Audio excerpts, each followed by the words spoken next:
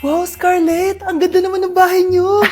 Pinaghirapan niya ng mga magulang ko, bes. Alam mo, parang ganito din yung bahay namin eh. Kaso mas malaki lang yung amin, tapos may swimming pool. Ah, ganun ba, bes? In fairness, ang laki ng TV niyo ah. Oo, 75-inch yan. Pero parang mas malaki yung sa amin. 120-inch kasi yung sa amin. Parang sine na nga eh. Laki nga, bes. Wow! Eto kwarto mo, Bes. Ang ganda. O, di ba? Ako nag-design neto. Alam mo, Bes, yung kwarto ko, may second floor. Tapos may walk-in closet pa. Parang wala kang ganun. O, edi ka na, bes. Anong nangyari dito? Anak, magugas ka na ng plato dito? Ito na po, Nay. Ang dami naman nito. Ay, buti na lang talaga may bida. Wow, Bes. Ang syala naman ng dishwashing soap nyo. Eto ba, bes? Alam mo ba, si Coco Martin ang may-ari neto at siya mismo ang namili at nag-test neto. Talaga ba, Bes? Oo naman, bes. Bida kontra sebo to. Oh, Di ba? Natanggal agad ang sebo. Di tulad na nakasanayan. Bida sa sulit dahil konting patak lang, madami ka na mahuhugasan. Bida sa bula, tignan mo naman, di ba? Ang dami. At syempre, bida sa bango. Nakakasyala talaga yung lemon plus calamansi scent. Malinis ang amoy. ang ganda nga yan, Bes. Pasado talaga sa akin tong gawang Pinoy. Kaya oras na para palitan ang nakasanayan. Dahil nandito na ang bida. Saan naman mabibili yan, Bes? Mabibili to sa TikTok Shop at sa Suking Sari Sari Store. Available in 700 ml, 200 ml, and 20 ml. Sobrang mura, di ba? Kaya bida sa bulsa. Bida sa linis, bida sa buhay. Anak, kunin mo yung cellphone ko sa kwarto. May tumatawag ata. Sige po, Nay. Sabi cellphone ni Nanay. Anak, bilisan mo naman. Ay, salamat naman. Nakatae din. Scarlett, ba't nandyan ka? Di ba pinukuha ko sa cellphone ko? Pinagsasabi mo, Nay. Kanina pa ako dito sa loob. Nay, ito na po cellphone niyo. Sino yan, Nay? Bakit kamukha ko? Teka lang. Bakit dalawa kayong Scarlett? Nananaginip pa ako? Nay, ako yung totoong Scarlett. Ha? Sinungaling! Ako to, Nay! Ang totoong Scarlett! Sandali nga! Hindi na ako matutuwa sa inyong dalawa, ha? Isa lang ang solusyon dito. Magtatanong ako at kung sino makasagot ng tama, siya ang totoong Scarlett. Unang tanong, saan ako may balat? Balat? Nay! Sa puwet! Nay! Sa kifi. Tama! Kifi. Ha? Totoo ba, Nay? O, diba, alam ko. Susunod na tanong. Ano ang timbang ko? Mukha kang 100 kilos, Nay. 75 kilos? Tama! 75 kilos! Yes! Huling tanong. Ano ang birthday ko? Birthday? Mahina pa naman ako sa ganyan. April 14, 1977? April 15, 1977. Tama! Ikaw nga ang totoong Scarlett! At ikaw, dahil talo ka, lumayas ka na dito, impostor! Ay! Sino ba kasing Scarlett na yun? Bakit kamukha ko siya? Anak, kilalang kilala mo talaga ako, no? Siyempre naman, Nay. Anak mo ko eh. Worth it lahat ng pagpaparetoke ko dahil sinira mo ang mukha ko noon. Ngayong napaniwala na kita, gaganti na ako sa'yo. Mga anak! Maganda ba?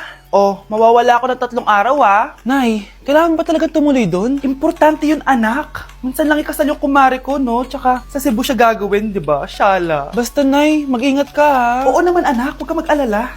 Siya na, alis na ako. Mga kapatid mo, ha?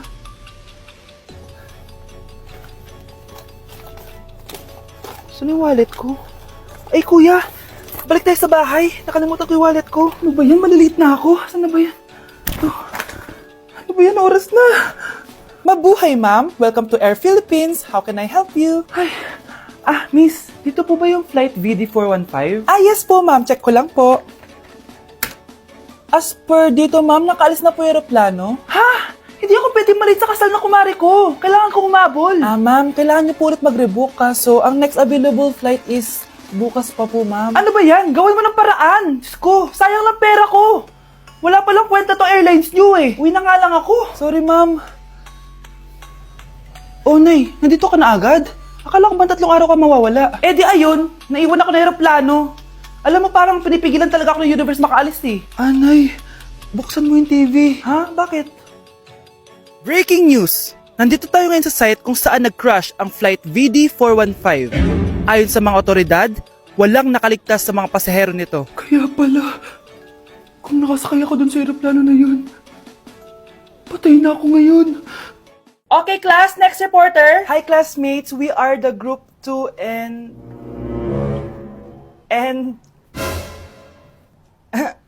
Scarlett, may nakakatawa ba? Our topic for today is... Our topic for Isa pang tawa is zero na kita. Wait lang, ma'am. Saan pupunta yun? Nakakatawa yun, no? Ano, magpapatawa ka pa? Nagre-report ako, di ba? Gusto mo bang maging kwento, be? Joke lang yun eh. Ang saya ng ginagawa natin, di ba? Subukan mo na magpatawa ulit. Hindi mo magugustuhan yung gagawin ko sa'yo. Ayan, bilisan mo! Bulin mo na! Nay, alam mo, adik ka na dyan sa pinapanood mo. Eh, kasi naman anak, nakakahook tong batang Quiapo. O siya na, Nay, sa kwarto muna ako, ha? O sige na anak, tapusin ko lang to, ha? Ala, yan yung mga kalaban! Bilisan mo! Saan yung kumakatok? Wala namang tao, ha? Lo, tapos na agad? Nakakabiti. Saan yung kumakatok? Hello? May tao ba dyan? Nay, may narinig ka bang kumakatok? Ah, oo anak. Eh parang wala naman tao sa labas eh. Nay, minumulto na ata tayo. Ah! Sino yun? Anong gagawin natin anak? Lalabas ako anak. Nay, wag please. Deliver. Ay! Ano ba problema nyo ha? Kanina pa ako katok na katok dito. Bingi ba kayo? Ay, sorry. Ba't kasi gantong oras ka nagdi-deliver eh? Oh, eto. Pinapabigay ni Coco Martin. Totoo ba? Wow, Nay! Di ba pinapanood mo yun? Si Coco Martin? Unbox na natin, Nay! Uy, may pa-letter pa sa akin si Coco Martin. Siya pala may-ari nito, anak. Wow, ang dami nilang pinadala, Nay. Tamang-tama, anak. Madami tayong hugasin ngayon. Binyagan mo na to. Kaya kayo, abangan nyo na to dahil available na to sa TikTok Shop starting at 11:11. I-follow nyo lang ang @bida ng TikTok. O anak, bilisan mo dyan, ha? Gamitin na natin to. Wow, ang bula! Tapos ang bango pa! Tapos ang mura pa! Kaya bida talaga sa bulsa! Grabe ang linis! Araw-araw ko nang gagamitin to! Hi, classmates! Namiss niyo ba ako? Oh, anong meron? Ah, mag-review ka na rin, be. May long quiz daw. Excuse me? Hindi ko kailangan mag-review. Stock knowledge lang. Wow, stock knowledge? Spell mo nga. Watch and learn. Okay, class! Ready na ba kayo sa long quiz? Sana madali lang. Bago tayo magsimula sa exam, isa lang ang rule ko. Bawal mangopya. Are we clear? Opo, Yes ma'am. po. Okay. Okay, let's start. Get one whole sheet of paper. Ma'am, 1 whole po ba? Minus 10 ka na agad. Okay, class. Time's up. Pass your papers. Sana pumasa ako. Nakakalito yung bandang huli. Ano kayo magiging score ko nito? Eh, ikaw, Scarlett. Ako? Feel ko nga bagsak ako eh. Okay, class. Mag-a-announce na ako ng scores, okay? Hello, yun na. Cheska, 12/20. Munti ka lang bumagsak. Miguel, 14/20. Pwede na. At Scarlett, perfect! Wow, paano nagawa ni Scarlett yun? Grabe namang stock knowledge siya. Ma'am, may kodigo siya sa kuko niya, oh. Ha? Totoo ba? Scarlett, patingin ang kuko mo. Kaya pala perfect ka? Dapat bagsak na yan eh. Ang daya. Aba, bakit ako babagsak? Eh, ang number 1 rule lang naman ni ma'am ay bawal mangopya. May sinabi ba siyang bawal maglagay ng sagot sa kuko? Meron ba? Ba't parang kasalanan ko? May point si Scarlett. Pointless. Next time, kilalanin yung mga binabangga niyo, ha? Gusto mo ba talaga ako makilala, Scarlett? Oo, dahil hindi ako matatahimik. Magkita tayo malapit sa puno ng mangga.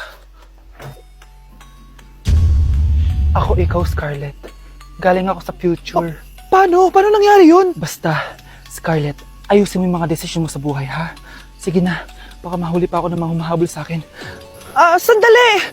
Sino humahabol sa'yo? Sino ba yung humahabol sa kanya? May mangyayari ba masama bukas? Bakit di pa siya tumatawag sa akin? Nay, si Biana po, pumasok sa school. Gumala daw kasama mga kaibigan niya. Tumatawag? Hello? Si Scarlett po ba to? Kaibigan po to ni Brianna. Nakidnap po siya kanina.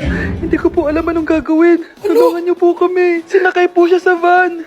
Nay, si Brianna! Nakidnap! Diyos ko! Anong gagawin natin, anak? Bakit tayo mo sumagot? Sabihin mo sa akin anong gagawin ko? Nay!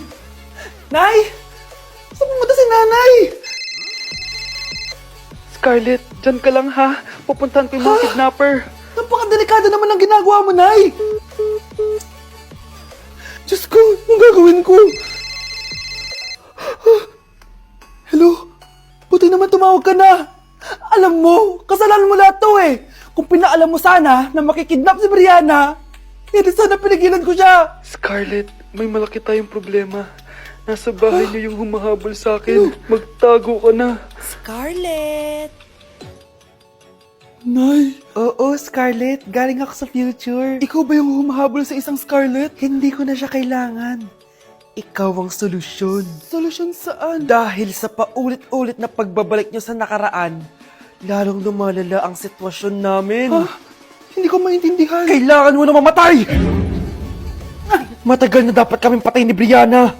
Pilit mong binabalikan na nakaraan. Kaya ikaw ang papatayin ko. Nay! Panaginip lang pala lahat yun. O anak, okay ka lang? Si ate kasi panay puyat kaya ganyan siya eh. Nay, Brianna, buhay kayo? Oo ate, buhay kami. Anak, sumama ka na sa amin. Sumama kayo sa akin. Na-invite ako sa isang special event. Gagala na naman ako dito. Aba, saan ka na naman pupuntang bata ka ha? Hindi ka talaga napipirme sa bahay, no? Nay, payagan mo na ako. Maraming artista doon, tas marami ding pagkain. O sige, pagdala mo ako na pasalubong ha. Tsaka pa-shoutout mo ako sa mga artista doon. Yes, magre-ready na ako, Nay ha. Oh, nauna pa kayo sa akin, be? Outfit check! This is my outfit. Actually, the theme is Purple Business Extravaganza. Basta purple, wear something purple. Let's go!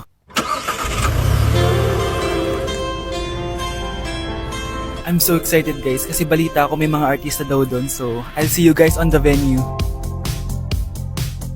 So nakadating na tayo sa venue at invited tayo sa launching ng Pinoy Drop Ball ng Bingo Plus. Pagdating pa lang namin, pinatry na sa amin agad yung Pinoy Drop Ball. So ayun na nga, tinaya ko lahat ng token ko. So ayan guys, hinulog ko na yung 3 bola. Sobrang familiar ng laro na to kasi nakikita ko to sa mga perya dati. Charan! O diba, nanalo agad tayo ng 2. Sobrang useful ng mga napalalunan ko guys. At pumasok na kami sa mismong venue at sobrang ganda guys. At ito yung mga isi-serve na pagkain sa amin guys. Grabe, ang sarap talaga ng mga sinerve nila at ngayon lang ako nakatikim ng mga ganyan babe.